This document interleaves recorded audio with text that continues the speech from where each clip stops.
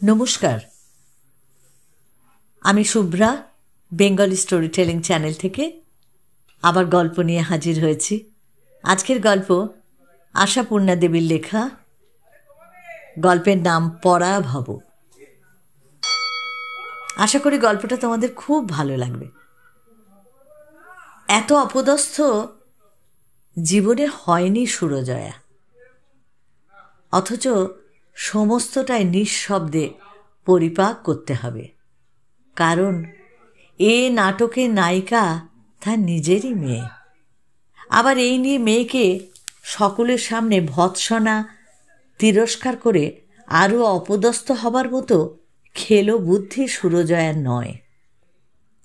দারিদ্র্যের কুণ্ঠা চিরদিন ছিল, কিন্তু সে একেবারে মনের মধ্যে। বাইরে সুরজয়ার আচারে আচরণে, প্রকৃতিতে, এমনকি তার আকৃতিতেও এমন একটা গভীর মর্যাদা বোধ ছিল যে তাকে সমীহ না করে উপায় ছিল না কারো। কাঠিন্যও নয়, গাম্ভীর্যও নয়, শুধু নিতান্ত সহজতার একটা মজবুত বর্ম যেন আচ্ছাদিত করে রাখে সুরজয়াকে। সেই বর্মে ঠেক খেয়ে পিছলে পড়ে বিধাতার সমস্ত প্রতিকূলতা, মানুষের সমস্ত কৌতুক কৌতূহল। ভাইরা বড়লোক বলে যে সুরজয়া ভাইদের বাড়ি আসা যাওয়া করে না তা নয়। রোগে শোকে উৎসবে ব্যাসনে সর্বদাই তার এ বাড়িতে উপস্থিতি আছে। শুধু ছেলে মেয়ে দুটোকে আনতেই নাকি তার বেজার লাগে। ওদের কথা তুললেই হেসে গা হালকা করে বলে, রক্ষে করো বাবু, দুদণ্ডের জন্য ওই ঘানি গাছ থেকে কেটে বেরিয়ে আসি, আবার সাদ করে গলার দড়িটা গলায় জড়িয়ে আসবো। ভাজেরা অবশ্য আড়ালে মুচকে হেসে বলা বলি করে, আহা, আসল কথাটা কি আর বুঝি না? ঠাকুর জামাই কি হাল করেই ছেলে মেয়েদের রাখেন, জানতে আর বাকি নেই আমাদের। কিন্তু সে এটা আড়ালেই। মুখোমুখি মুচকে হাসবার সাহস এর আগে কারো কোনো দিন হয়নি। তাই আজ সেজো ভাজের ফাটা ডালিমের মতো টুকটুকে লাল গোলগাল মুখের টোল খাওয়া টেপা হাসির দিকে তাকিয়ে সুরজয়া যেন চোখের সামনে শুধু খানিকটা দাঁত খিঁচুনি অন্ধকার দেখতে পেল। সেজো ভাজের পেছনে তার মেয়ে অলকা, তার মুখেও মার মতো হাসির ব্যঞ্জনা। সুরজয়ার সহসা একবার মনে হলো, এতটুকু মেয়ে এমন কুৎসিত হাসি হাসতে শিখল কোথা থেকে? কিন্তু অলকা তো শুধু হাসছিল না, হাসি হাসি মুখে সে সজোরে জাপটে ধরে আটকে রেখেছিল সুরজয়ার মেয়ে মনোলিনাকে।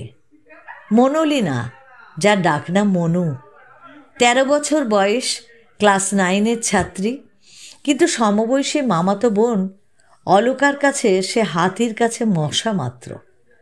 অলকা অবশ্য লেখাপড়ায় তেমন নয়, প্রত্যেক ক্লাসে 2 বছর করে বাস করে করে অনেক কষ্টে এবার 5-এ উঠেছে।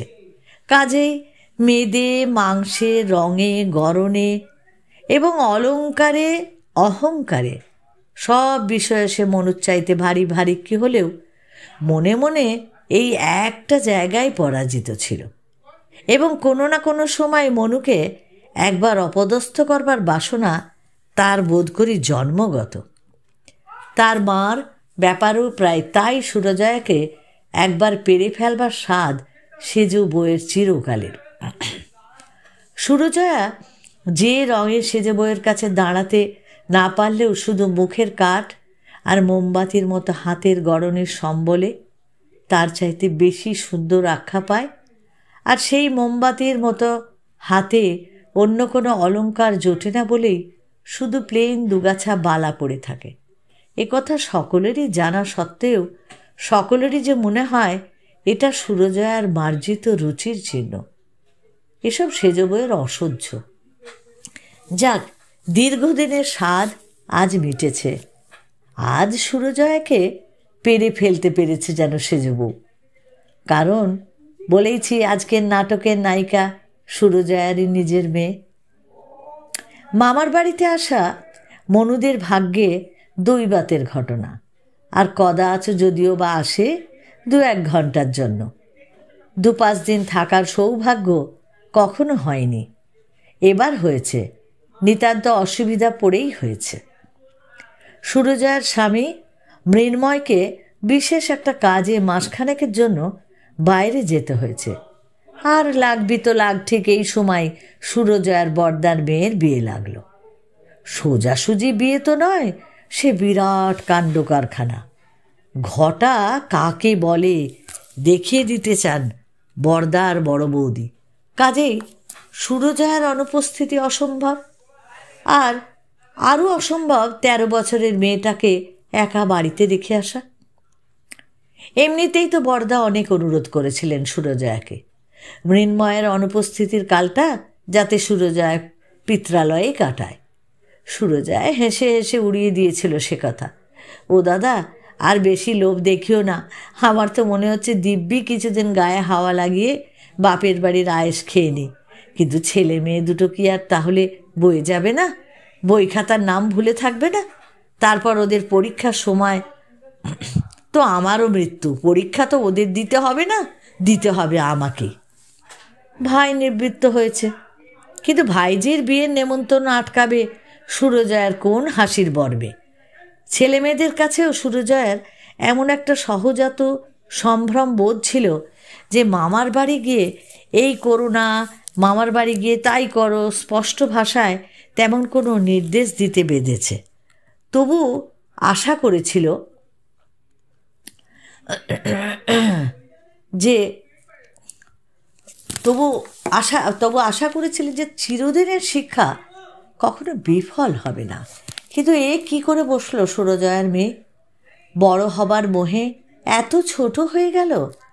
চালই যদি ফলাতে গেলি তা এমন ভুল চাল কেন?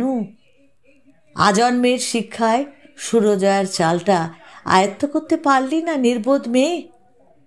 বিয়েতে চারদিকে কুটুম্ব এসে জড়ো হয়েছে। সেজগিন্নির বাপের বাড়িও বাদ যায়নি। এসেছে অলকার মামাতো আর মাস্তুতো বোনের সব ঝাঁক। আর নিজেদের দলের মধ্যে তাদের বহুবিধ শাড়ি গয়নার আলোচনার মাঝখানে যখন কে একজন নিতান্ত অমায়িক প্রশ্ন করেছে মনুকে, তোরা বিয়ে বাড়িতে এরকম করে এসেছিস কেন রে? তোর মার গায়ে গয়না নেই, বাজে বাজে সাদা শাড়ি, তোদের শুধু সাদা জামা কেন ভাই রে? তখন নাকি দিক বিদিক জ্ঞান শূন্য হয়ে বলে বসেছে মনু, কি করবো রে, বাবা যে ভুলে মার চাবিটা লখনৌ নিয়ে চলে গেছে, আলমারিটাই খোলা গেল না। হলেই বা সরলা কিশোরীর দল, তবু চোখে চোখে ইশারা খেলে যায় এবং অলকায় এগিয়ে এসে বলে, ও মা, সত্যি আলমারিতে তোর আরও ভালো জামা আছে? মনুর বোধ করি তখন মরিয়া অবস্থা, তাই সে হঠাৎ বেপরোয়া গড়গড় করে বলে চলে যায়, থাকবে না কেন? পুজোর সময় জন্মদিনের সময় কত তো সুন্দর সুন্দর জামা হয়। লাল ভেলভেটের একটা স্কার্ট আছে আমার, জরির কাজ করা সবুজ শাটিনের ফ্রক একটা, তাছাড়া নাইলনের জর্জেটের সিল্কের কতগুলো। হয়তোবা মিথ্যাভাষিণী মনুর কথা একেবারে মিথ্যেও নয়। হয়তোবা তার মনের আলমারিতে তাকে থাকে সাজানো আছে সেসব শাটিন ভেলভেট জরি রেশম।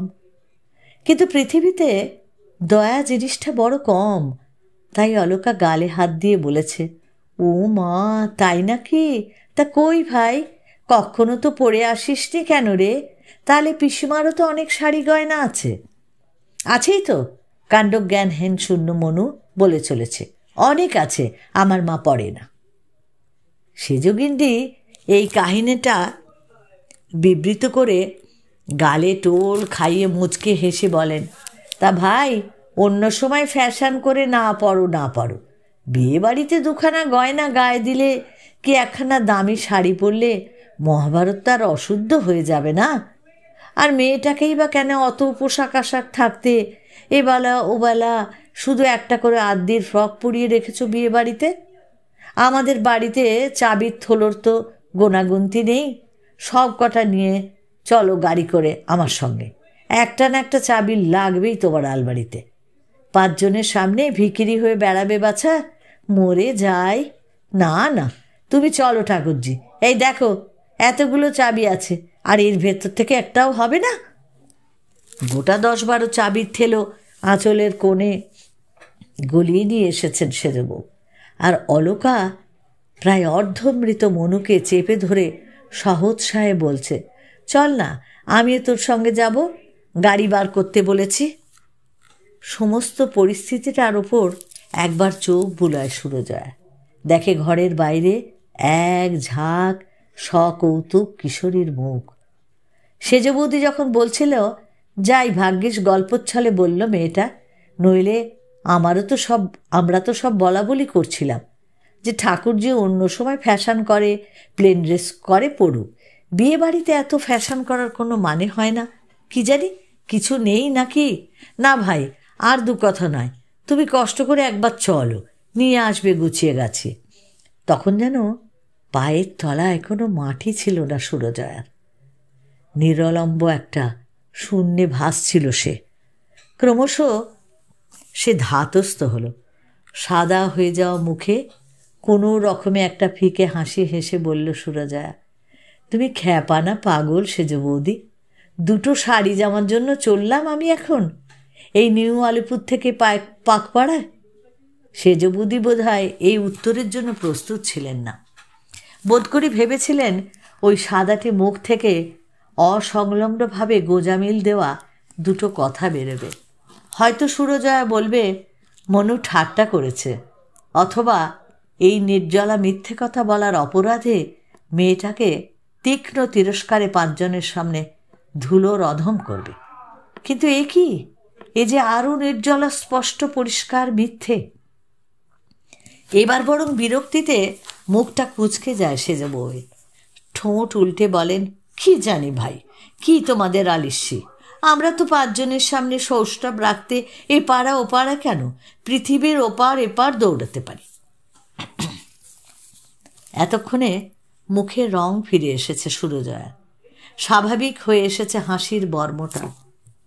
তার সেই বর্মের ভেতর থেকে বলে, সে তো চিরকালই জানি সেজ বৌদি, তুমি যা পারো তার 1 তিলও আমি পারি না। হঠাৎ 1 ডজন চাবির থেলো শুদ্ধ আঁচলটা ঝনাত করে পিঠে ফেলে সেজ বৌদি উঠে চলে গেলেন বিনা বাক্যে। ঠিক বুঝতে পারলেন না অপদস্থটা হলো কে। বুঝতে যে পারলেন না সেটা নেহাত অপরের মনের চেহারা দেখতে পাওয়া যায় না বলেই। কিন্তু নিজের মনের চেহারা তো দেখতে পাওয়া যায়। সেই মনের মুখোমুখি দাঁড়িয়ে সুরজয়ার মনে হলো মৃত্যু যন্ত্রণা কি এর চাইতেও কষ্টকর। হয়তো মনুও কোন অন্ধকার কোণে বসে ঠিক এই একটা কথাই ভাবছিল, আর প্রতি মুহূর্তে আশঙ্কা করছিল কখন উদ্যত বর্জ্যের সামনে গিয়ে তাকে দাঁড়াতে হবে। কিন্তু না, সে ভয় নেই মনুর। তাকে ডেকে তিরস্কার করতে পারবে না সুরজয়া। তিরস্কার করবার সাহস তারা নেই। কিশোরী কন্যার আড়ষ্ট বিদীর্ণ ছাইরঙা মুখের রেখায় রেখায় সুরজয়া তার নিজের মনের চেহারাটাই দেখতে পেয়েছে। সুকুমার নিরস্ত মন মনুর। পৃথিবীর যুদ্ধক্ষেত্রের রূপ এর আগে কখনো দেখেনি। হঠাৎ দেখতে পেয়ে দিশেহারা হয়ে হাতের কাছে যা হাতিয়ার কুড়িয়ে পেয়েছে তাই নিয়েই সশস্ত্র হাতে সে চেষ্টা করেছে। ওকে তিরস্কার করবে সুরজয়া কোন মুখে? বোধ করি এই প্রথম মনে হলো সুরজয়ার যে দারিদ্র শুধু লজ্জার নয়, দুঃখের নয়, ভয়ঙ্কর একটা অপরাধ। সে অপরাধ জগতের কারো কাছে নয়, অপরাধ আপন সন্তানের কাছে। সেই অপরাধে পথভ্রান্ত সন্তানকেও শাসন করবার অধিকার হারাতে হয়। এখানে বুদ্ধির জোরে পার পাওয়া যায় না। আজ শুধু সংসারের কাছে অপদস্থ হয়নি সুরজয়া, অপদস্থ হয়েছে নিজের কাছে। তা আশাপূর্ণা দেবীর এই সুন্দর বাস্তব গল্পটা হৃদয়কে বড় স্পর্শ করে। এ যে বড় বাস্তব। তাই সুন্দর গল্পটা যদি তোমাদের ভালো লাগে তাহলে তোমরা অবশ্যই লাইক করো, প্রিয়জনকে শেয়ার করো। আর যারা এখনও সাবস্ক্রাইব করনি নতুন, প্লিজ প্লিজ একটু সাবস্ক্রাইব করে আমার পাশে থেকো। আর যারা আমার পাশে আছো এখনও সাবস্ক্রাইব করে, তাদেরকে আমার অসংখ্য অসংখ্য ধন্যবাদ। সকলে ভালো থেকো আর অপেক্ষায় থেকো আমার পরবর্তী গল্পের জন্য।